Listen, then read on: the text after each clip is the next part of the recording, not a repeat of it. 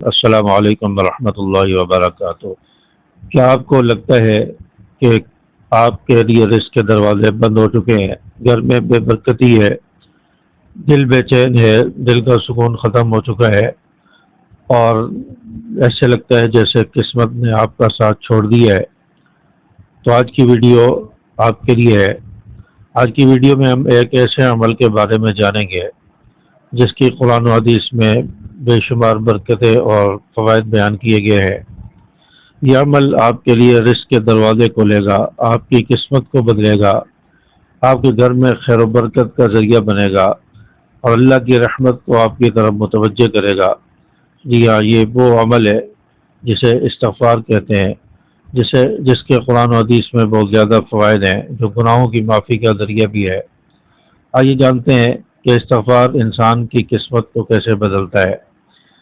دیکھیں، مسلمان وہ قسمت کو اللہ تبارک و تعالیٰ کے فیصلوں اور تقدیر کے معنی میں سمجھتا ہے۔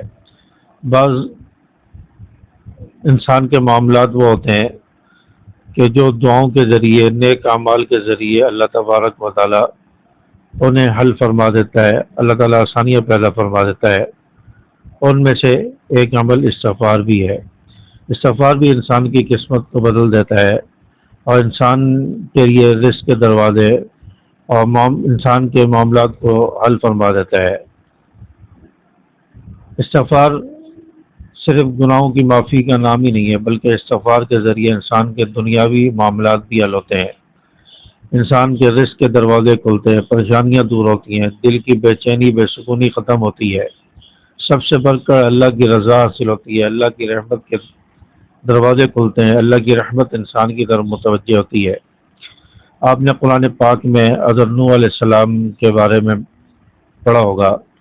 اللہ تبارک و تعالیٰ نے حضرت نوح علیہ السلام کی بات کو قرآن کی زینت بنایا، قرآن کا حصہ بنایا کہ حضرت نوح علیہ السلام کی قوم پر جب قحط آیا تو حضرت نوح علیہ السلام نے اپنی قوم سے کہا کہ تم اللہ تبارک و تعالیٰ سے معافی مانگو، استغفار کرو، اللہ تبارک و تعالیٰ تم پر بارشیں برسائے گا، رزق کے دروازے کھولے گا، اللہ تبارک و تعالیٰ خوشحالی عطا فرمائے گا، فراوانی عطا فرمائے گا۔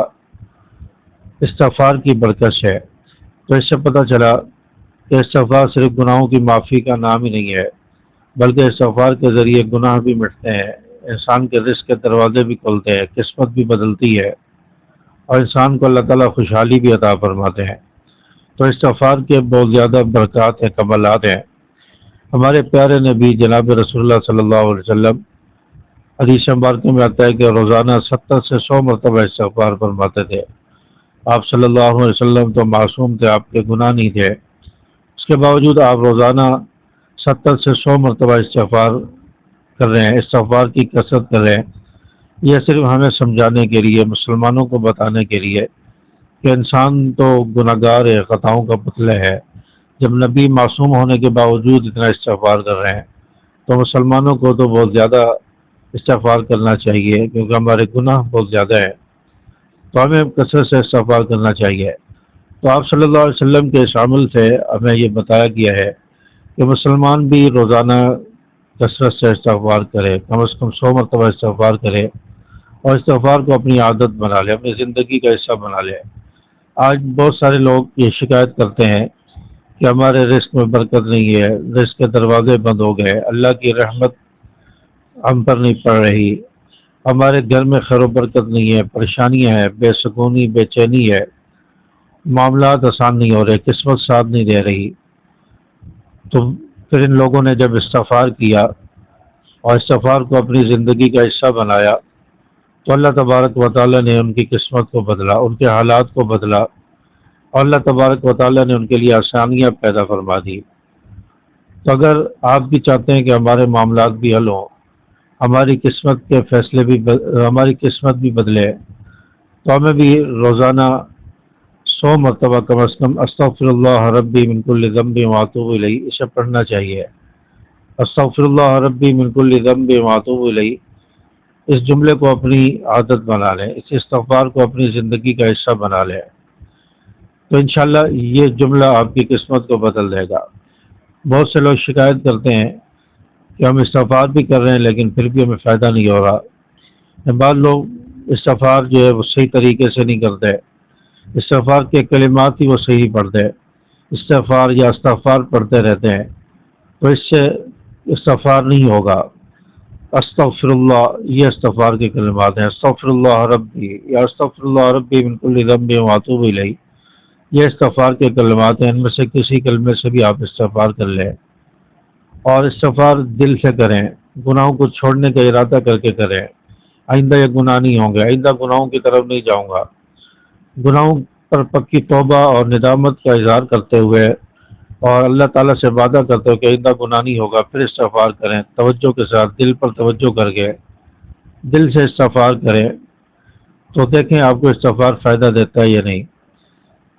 تو استغفار اس لیے فائدہ نہیں دیتا کہ ہم کلمات صحیح نہیں پڑھتے یا ہماری توجہ صحیح نہیں ہوتی، صرف زبان سے الفاظ نکل رہے ہوتے ہیں، گناہوں کو چھوڑنے کا ارادہ نہیں کرتے، ندامت نہیں ہوتی، اللہ تعالیٰ سے گناہ چھوڑنے کا پکا وعدہ نہیں کرتے، جس کی وجہ سے استغفار ہمیں فائدہ نہیں دیتا۔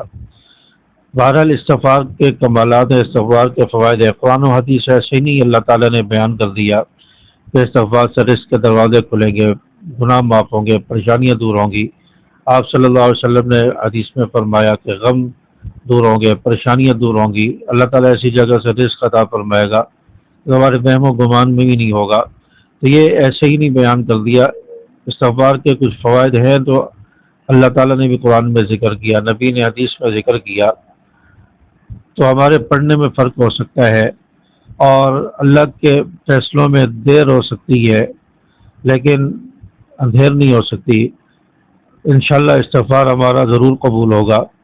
استغفار اگر قبول ہو گیا تو اللہ تعالیٰ ہماری قسمت کو بدل دیں گے، ہمارے حالات کو بدل دیں گے۔ تو آئیے آج سے عہد کریں، آج سے عزم کریں کہ ہم روزانہ کم از کم 100 مرتبہ استغفار کو اپنی عادت بنائیں گے، روزانہ 100 مرتبہ استغفار پڑھیں گے۔